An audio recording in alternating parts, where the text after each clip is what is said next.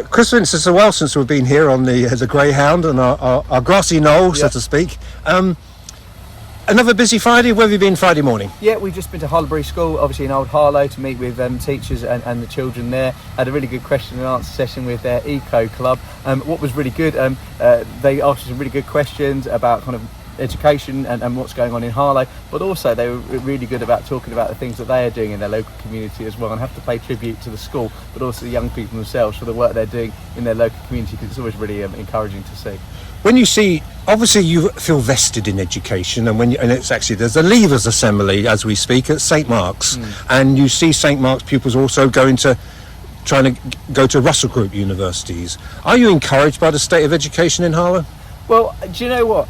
I have to say, having visited a lot of schools now, both all the secondary schools and most of, but not all of the primary schools, I've been incredibly encouraged. Every school I've been to, I've seen some really dedicated, hard-working teachers that care passionately about their young people. And what I've always been very passionate about, as you know, Michael, it's not just about a narrowed curriculum. I was a maths teacher, maths is important, but it's about the whole wide range of experiences that young people have. My example is I went to Pear Tree Mead and looked at some of the work they do in terms of play and all the sort of the activities they have there about encouraging young people to sort of try new things and build things, and also I think it was Millwoods, in fact, yes, and their outdoor learning facilities as well, and it was just wonderful, and also as you know, I've recently commented on their Ofsted, Mark Hall, and the work they're doing to sort of promote young people, their oracy, their debating skills, their ability to ask questions and be analytical in that respect, something I saw in Drown's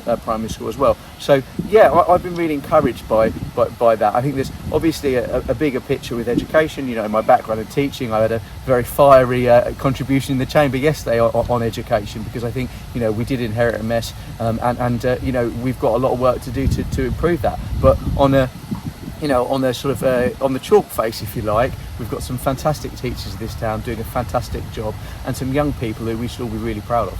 There's a lot of things to cover here, Chris, in a short period of time. But UK Health Security Agency, I watched John Glenn speak at the adjournment debate, where he gets to speak to the majority of it, and you're only allowed to intervene. But is it slipping through our fingers? Well, look, I generally would say, from my point of view, I've been talking to, obviously I've written to the Chancellor, I've spoken to Darren Jones, the Treasury Secretary, I've had an multiple conversation with Wes Reesey on this issue, and I would say he's very supportive, being as a relatively local MP himself. Of course, the budget for it comes down. I think what John Glenn didn't talk about in that adjournment debate is he spoke about the increased cost of the Harlow site. The reality is there'll be an increased cost of the Porton Down site, and actually it's far more complicated build in my view, because you've got the existing site and you've got to sort of build around it, if you like. I can't say at the moment which way it will go. I'm very keen to continue to lobby for Harlow, and I think genuinely believe that Harlow is the right choice. I think it's the most cost-effective choice, as I mentioned. I think we're ready to go. A lot of investment has already been made on that site, and of course it would be fantastic for this town. But John and I had a little chat about it before, because I knew that the debate was coming up. His job is to represent his constituents, like my job is to represent my constituents. But I generally think that where Harlow is located makes it ideal for this.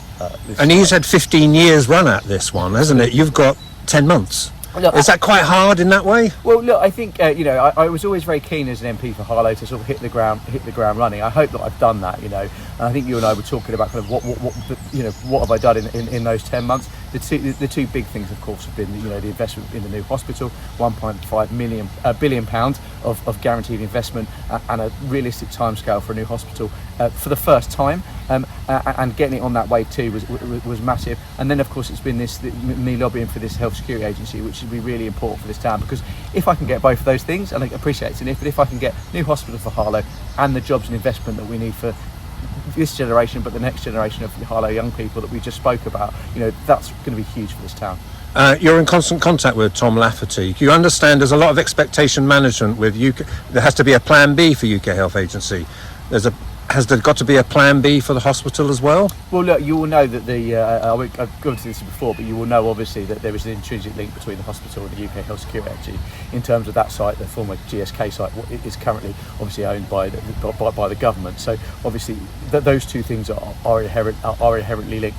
I'm in constant conversation with Tom. I think we've got a really good relationship with him. You know, he reached out very early to me, and we've had regular meetings. I've spoke about the challenges that the hospital has faced in Parliament.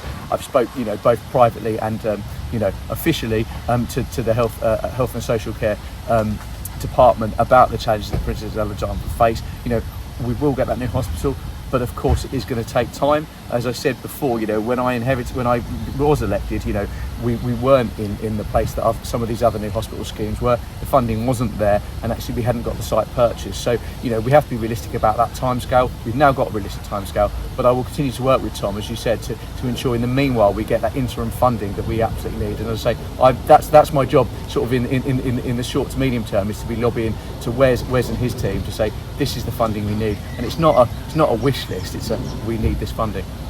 I'm going to switch subjects now. I know we've got a lot to cover. I've really got two others, really. Harlow Police Station. Is the front counter, the front desk, going to be closing? Well, look, there are obviously things coming out from the Police, Fire and Crime Commissioner's office that's what's going to happen. My understanding is it's not going to close entirely. It's going to be a reduced hours. That's not any comfort, I'm sure, to residents who will recognise the importance, as I do, of a front desk. Ultimately, this is a decision made by the Police, Fire and Crime Commissioner and the Chief Constable. My view is it's the wrong decision. There are other options. I've written to Roger Hurst to express my concern about that, and said I'm more than happy to meet with him and look at the finances and look at where else those savings can be made. But I would point out, as I did when there was threats to the closure, to the removal of the 99 PCSOs, there has been additional £27 million worth of additional funding to Essex Police by this Labour government. If the Chief Constable and the Police, Fire and Crime Commissioner are saying there isn't enough money, that is a historic problem that needs to fall very squarely on the previous government. Are you holding, I hate that term, but I'm going to use the feet to the fire regarding policing, policing in Harlow, officers out and about? I know we can't really get the Bobby on the beat, blah, blah, blah, but are you making sure we've got as much presence as possible? Well, look, we've got five, part of the government's plan to get neighbourhood police officers means Harlow's going to get 5 new neighbourhood police officers. Now, of course, we want more. We want, I always used to joke on the doorstep out of all the new police officers that we want to get. I love them all to be in Harlow. But the 5 new neighbourhood police officers means that every neighbourhood will have a named police officer. And actually, as I've said to you before, it's just about the Bobby on the beat, but it's about the Bobby or the police officer in the community, working with the community. Again, I went to Harlowbury School this morning and spoke to them, and they've had some time of police officers coming into their school, but clearly that they would like more. So it's about engaging with those community stakeholders to ensure that we get I suppose it's almost like a data gathering exercise, isn't it, to know where the issues and concerns are. I have regular meetings with Harlow Police, and I obviously spoke to Roger Hurst and have written to him, but I will continue to meet with the police and talk about the challenges that town faces and the solutions that we can work on together. And switching to people's rights, when we talk about policing, Redstone House, were those people poorly served, and should more people, including yourself and Harlow Council yourself, be more proactive in defending the people of Redstone House? Well, look, I will be critical of the council when I need to be critical of the council, but in this case, I generally thank, Cara Stevens and her team for the work they've done on that. Though this is a private landlord who I think has absolutely let down the residents of Redstone House. I was there last week. I was intending to meet with them and ended up, obviously, as you know, helping them, having to move out, which was obviously a really difficult situation. I went round, I saw the inside of Redstone House when I was doing that, and it's not good enough, frankly. And my team have been liaising with residents for a number of weeks now on that, and I know if James Griggs was here, he's been obviously very involved in sort of that link between Emma and the residents and the council. So there is absolutely, I think that the council's done what it can to support residents through a very difficult and anxious time. This, I think, for me, is why we need to look at housing more generally, which is why I'm excited by Labour's proposals in terms of the renters' rights bill. But we do need to look at these issues, and I would also, I'm going to be, speaking to my government about about permitted development. My view is that permitted development was a rushed solution to the housing problem. Now, that's not to say that some permitted development can't be done well, and I don't want to, panic residents, but clearly we've seen with Redstone House and with Joseph Brown House, what happens when it goes wrong. And going back to the Police Fire and Crime Commission, I had a conversation with him about this, and it sounded from what he was saying to me, the fire service have been in long dialogue with the owners of Redstone House for 18 months now. They made a recommendation of things that should have been done, and they weren't done, and that's not good enough. And I generally, my heart goes out to residents of Redstone House, because it was a really anxious time. They felt it was almost like they'd been forgotten. But what I would say is I do pay tribute to the council, but I also pay tribute to the community. When I was there were people turning up, private residents who had vans, who were offering support to those residents, and the community really came together. And I think that is Harlow at its best. And finally, 'cause I promise finally, we've been going for 10 minutes here, but you mentioned government, so I'm going to bring it in. You lost a seat in a ward in Markhall. Christine Gallagher looked like a very good candidate to me. Do you need to go and does Keir Starmer need to go and apologise to her, because she probably lost it on the winter fuel allowance? Well, look, I don't think we lost that election on the winter fuel allowance. I think we lost that election because You sure didn't win it on that? Well, I think in terms of the winter fuel allowance, you'll be aware of the comments made by the Prime Minister and PMQs.